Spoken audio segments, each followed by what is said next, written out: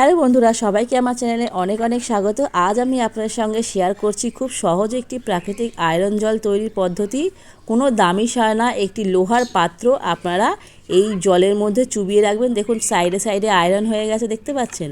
হ্যাঁ, এই যে পাত্রটা, একটা লোহার যে কোনো পাত্র বা যে কোনো লোহার মরচে পড়া হলে ভালো হয়, সেটাকে এইভাবে জলের মধ্যে চুবিয়ে রাখবেন। আমি বৃষ্টির জলের মধ্যে চুবিয়ে রেখেছিলাম, প্রায় এটা 2 সপ্তাহ মতো হয়ে গেছে।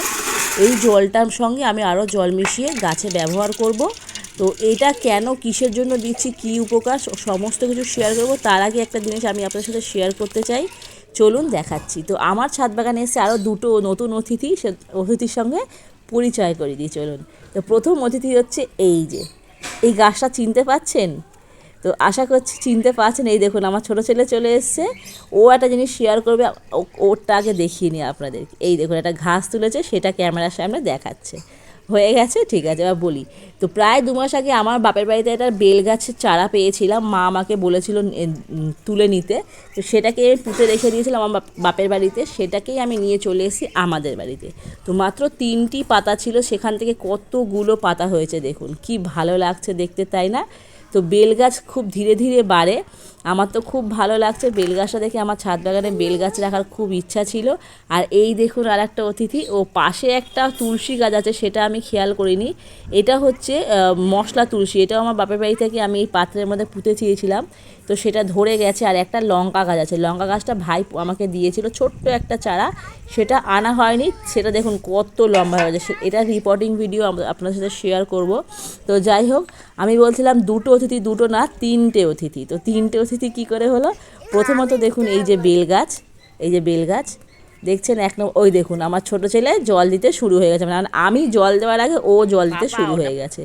তো আমারটা দেখে তো, রোজ আমি গাছে জল দিই, তো ও আমার সঙ্গে সঙ্গে কিন্তু গাছে জল দেয়। যাই হোক, এই যে বেল গাছ 1 নম্বর, 2 নম্বর হচ্ছে লঙ্কা গাছ, 3 নম্বর হচ্ছে এই তুলসী গাছ। তাহলে 3টে নতুন অতিথি এসেছে।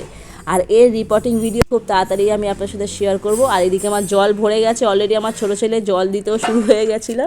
যাই হোক, জলটাকে ভালো করে মিশিয়ে নিয়ে প্রত্যেকটা গাছে আমি দিয়ে দেবো। তো এই জলটা কিন্তু সবসময় দেওয়া যাবে না, মাসে একবার দিলেই এনাফ। যদি মনে করেন তো মাসে 2বার। এই জলটা দেওয়ার একটাই কারণ হচ্ছে যে আপনাদের গাছে যদি পাতা হলুদ হয়ে যায়, তার পক্ষে তো খুব ভালো। আর 2 হচ্ছে আয়রনের ঘাটতি কমাবে, গাছের আয়রনের ঘাটতিটা এই জলটা কমাবে। সবসময় কিন্তু দেবেন না। আচ্ছা, হয়ে গেল। আমার গাছে দেখুন কত সুন্দর ফুল হয়েছে, নয়নতারা ফুল। আরও একটা জিনিস দেখুন, এই যে দেখছেন অলকানন্দা গাছ, আমি আপনাদের সাথে শেয়ার করেছিলাম এর আগে অনেক ভিডিও। এর আগে 1টা 2টো 4টে, কখনো 3টে এইভাবে ফুল দিয়েছে। আজকে দেখুন কটা ফুল দিয়েছে, টোটাল দিয়েছে 6টা ফুল। হ্যাঁ, আজকে 6টা ফুল ফুটেছে। আমার তো দেখে এতটা ভালো লাগছে কি বলবো। দেখুন দারুণ লাগছে, গাছটা হলুদ হয়ে আছে, আমার এই হলুদ ফুল দারুণ লাগে।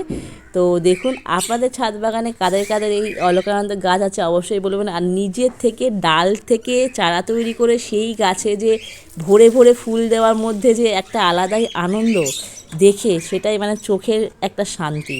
যাই হোক, ভিডিওটা যদি ভালো লেগে থাকে একটা লাইক, কমেন্ট, শেয়ার অবশ্যই করবেন। আর নেক্সট কোন গাছের আপডেট দেবো অবশ্যই আমাকে জানাবেন। দেখুন আমার গাছটা কত সুন্দর লাগছে।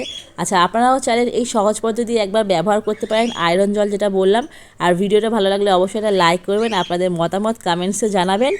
এবং এমন আরও বাগান বিষয়ক ভিডিও দেখতে চাইলে আমার চ্যানেলটা অবশ্যই সাবস্ক্রাইব করতে ভুলবেন না। ধন্যবাদ।